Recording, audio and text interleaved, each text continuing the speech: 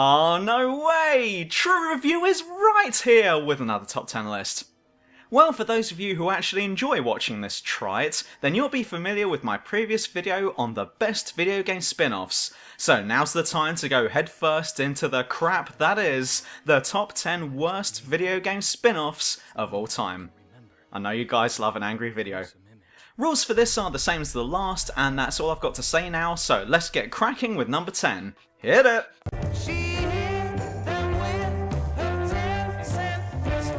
Mega Man Soccer! What? I'm pretty fucking sure that no one asked for this game. The original Mega Mans were awesome. The Mega Man X series was also pretty awesome.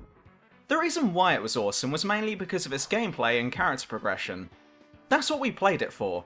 That and their challenging levels. So when Capcom announced that there was going to be a soccer version of Mega Man, well, who the fuck would buy it?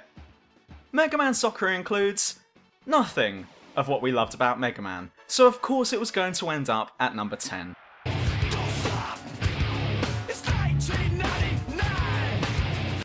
Castlevania Judgment. Castlevania's combat is well known.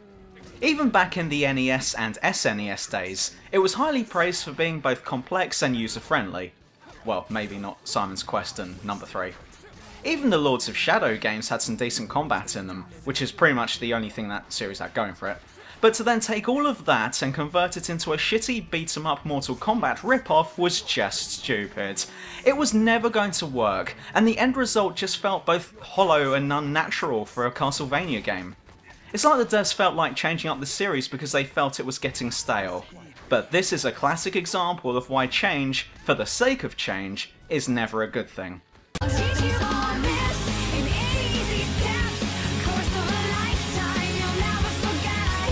Dirge of Cerberus, Final Fantasy VII. No. Dirge? Am I saying that right? Dirge. Derp of Cerberus. Look, Final Fantasy VII. You can kick and scream all you want, but you are not Devil May Cry. I just mentioned Castlevania Lords of Assmunch, and they're not Devil May Cry either. Only Devil May Cry gets to be Devil May Cry. Square. If you want to do a hack and slash game, then fucking go make a new IP. But don't, for the love of God, drag Final Fantasy's name through the dirt too. Only Konami does that, and you don't want to be the next Konami, now do you? Lane Goodman. Dead or Alive Extreme Beach Volleyball. Now, whilst I understand if there's plenty of butt hurts going on right now because I mentioned the volleyball series, I mean, come on. Dead or Alive is well known for being one of the biggest beat-em-up franchises, but I really can't understand why we needed the beach volleyball series. Actually, I take that back. I know why we have it. FAP material. All this series consists of is pretty girls wearing close to nothing, doing fuck all, and occasionally posing in provocative positions. Don't believe me? Well, will you still say that this isn't FAP material after I've reminded everyone that there's a pole dancing mini-game in the second one? Whether or not the actual volleyball tournaments are passable or not, it's still a spin-off series that just feels completely out of place, unnecessary, and awkward in places. Hey you, Pikachu! It doesn't work.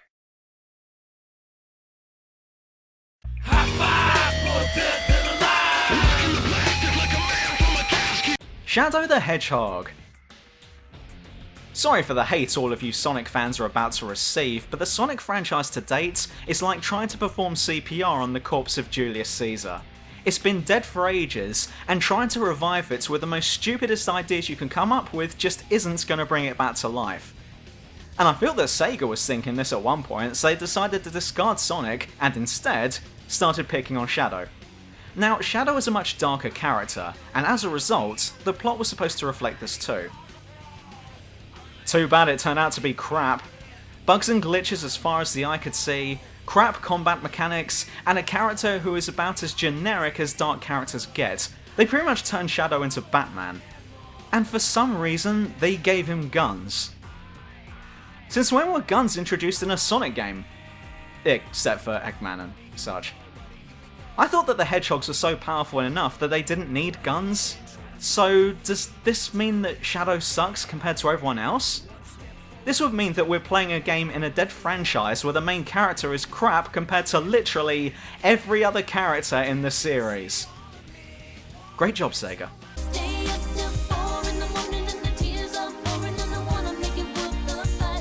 Bomberman Act 0. I've mentioned this one before, but everything still stands.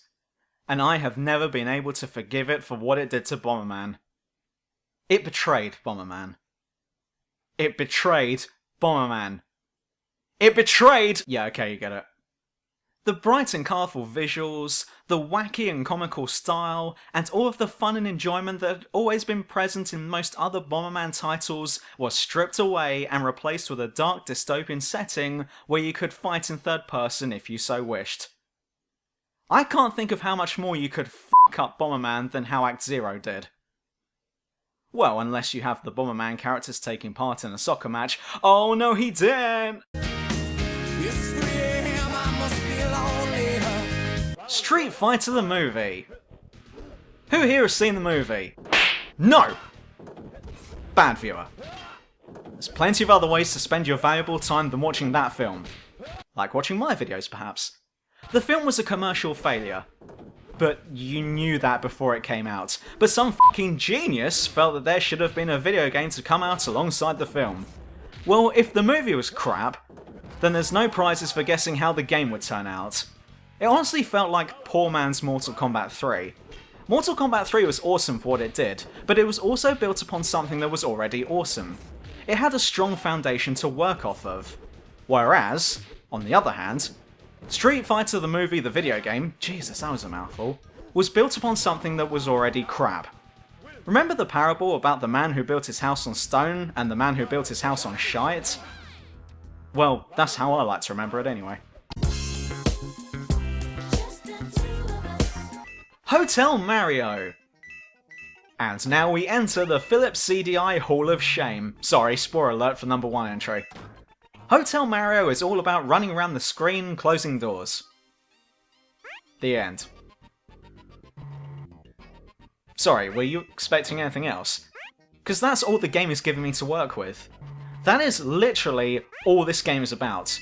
You run around, close doors, and then some Koopas or something will come out and try and reopen them. I can just imagine the devs when they first obtained the Mario license and were discussing it around the board like, right, okay, we finally have the licensing agreement to use Mario for a game. So, any ideas?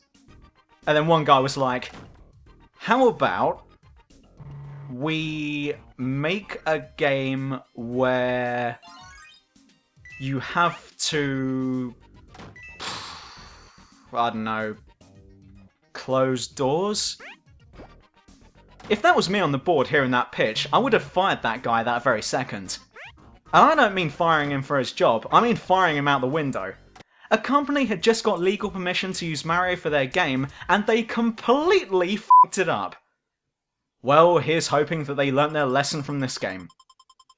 Wait, they didn't? It's been 1 week since you looked at me. Cocked your hand to the side and said I'm angry. Link, the Faces of Evil / Wand of Gamelon. These two are joined in unholy matrimony, and so I can't separate them apart. They're practically the same game, so f*** it, they're both in at number 1. Literally everything about these games is horrible. The plot, the voice acting, the gameplay is so harsh, but not because it's challenging. It's just unfair to the point where it's like it's actively out to get you. The controls make no sense, there's tons of beginner's traps and points of no return, game crashes happen all the time, and last but certainly not least, the infuriating and cringeworthy animated cutscenes that will want you to throw your Philips CDI at the screen whilst the game is still playing. Both of these titles are easily the worst video game spin-offs of all time, and here they lavish in all of their horrible glory at number 1. And this one is over, thank God. But if you happen to be lavishing in all of your horrible glory right now, or lavishing in your own filth or whatever, then like this video and subscribe to my channel. Not so much to support me, but for every one person who doesn't subscribe to me, 10 billion people will die. So, you know. It's gonna be your fault if 10 billion people end up dying. Alternatively, you can postpone the disaster by supporting me on Patreon and following me on Twitter for all of the true review news and updates. Now, if you'll excuse me, I need to go prepare for the fallout. See ya! Sometimes I think this life is killing me. Sometimes I think this life is killing me.